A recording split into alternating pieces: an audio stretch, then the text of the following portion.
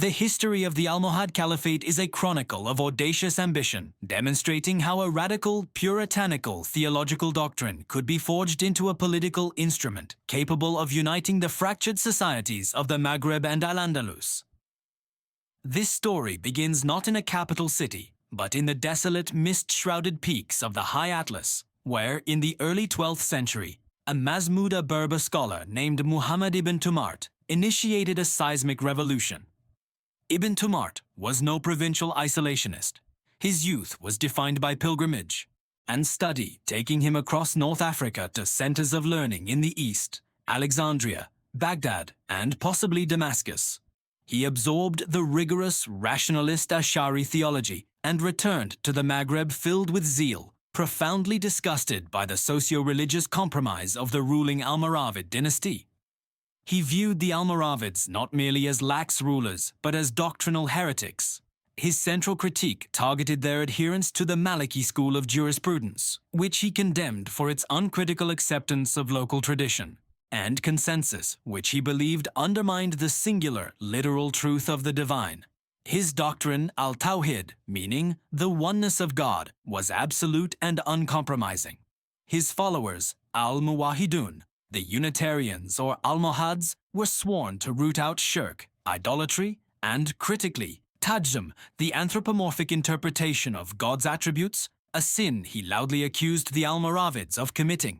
His reforms were a total blueprint for a new society, demanding a strict, literalist adherence to the Quran and Sunnah, enforced through militant moral policing and a profound sense of religious urgency. Ibn Tumart established his headquarters in the isolated Mazmuda village of Tinmal, proclaiming himself the Mahdi, the messianic figure divinely guided to restore justice before the end of time. This declaration was the genius stroke that transformed a theological movement into a self-justifying political force. He structured his nascent state with the precision of a militant sect. At the core were the Council of 10, his initial, most trusted disciples, and the Council of 50, comprising Mazmuda tribal leaders who acted as a high consultative body.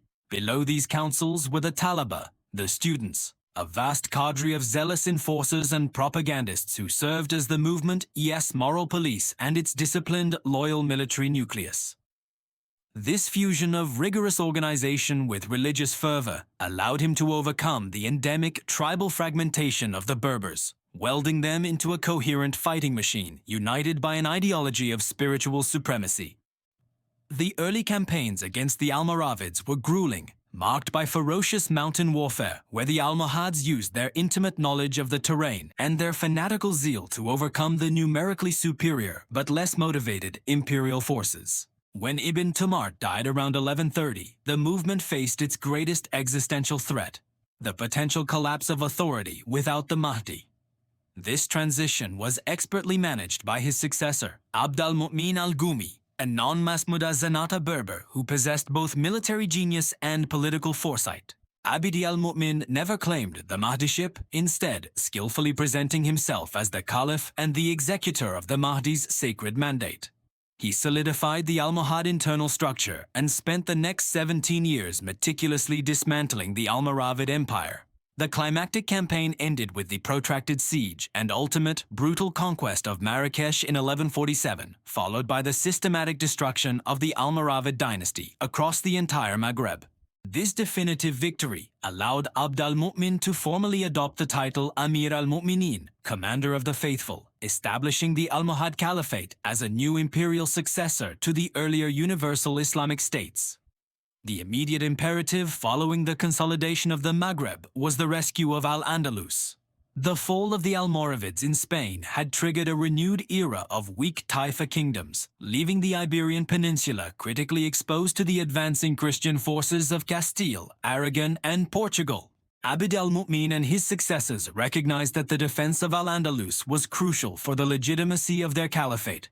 By 1172, Almohad authority was established over much of Islamic Spain, creating an empire that stretched from the Atlantic shores of Morocco to modern-day Libya and across the Strait of Gibraltar. This was the largest contiguous state in the Western Mediterranean.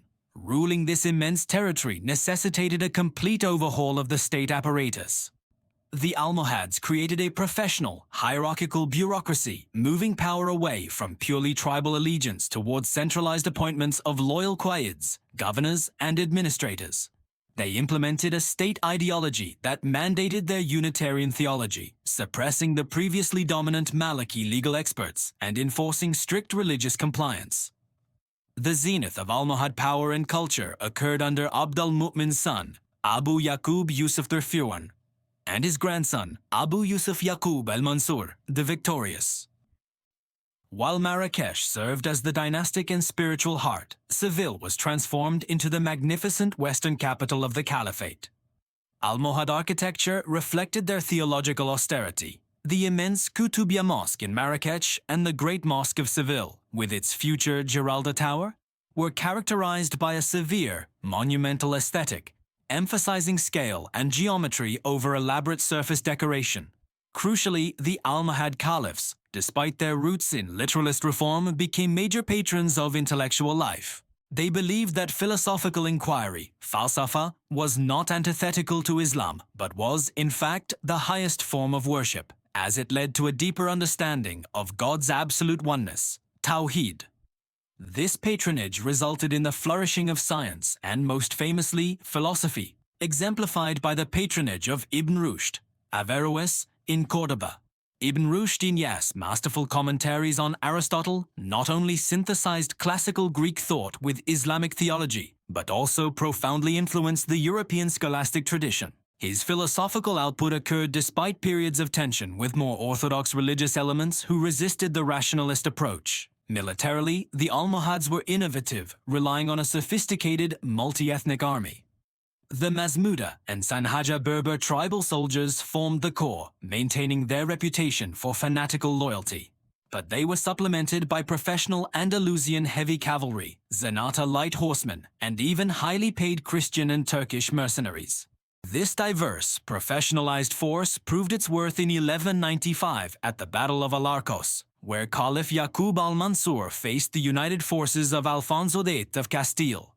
Al-Mansur utilized superior tactics and the discipline of his main cavalry charge to deliver a crushing, epoch-making defeat that devastated the Castilian military and dramatically halted the Reconquista for decades, solidifying Almohad regional dominance and earning the Caliph his eternal title.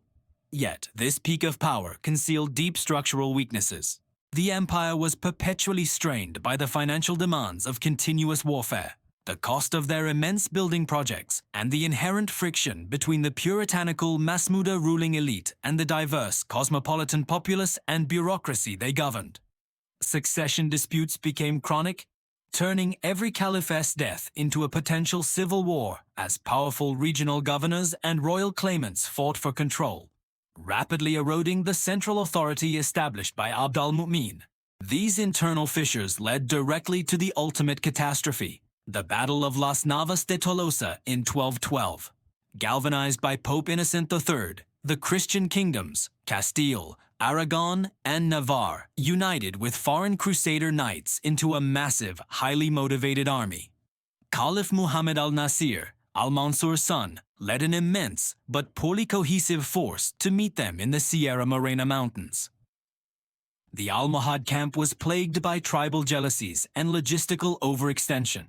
The battle was a tactical blunder, resulting in the complete rout and decimation of the Almohad army. The Caliph himself fled, his authority irrevocably damaged.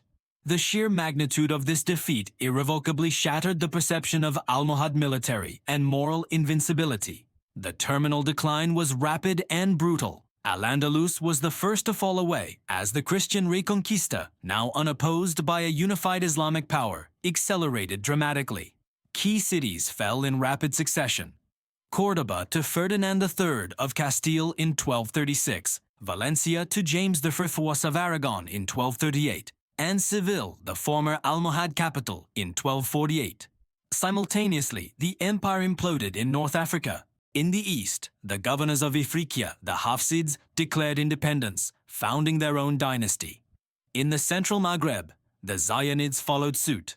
Most fatefully, in the Moroccan heartland, a new rival Zenata Berber group, the Banu Marinids, began their systematic campaign against the crumbling Almohad authority.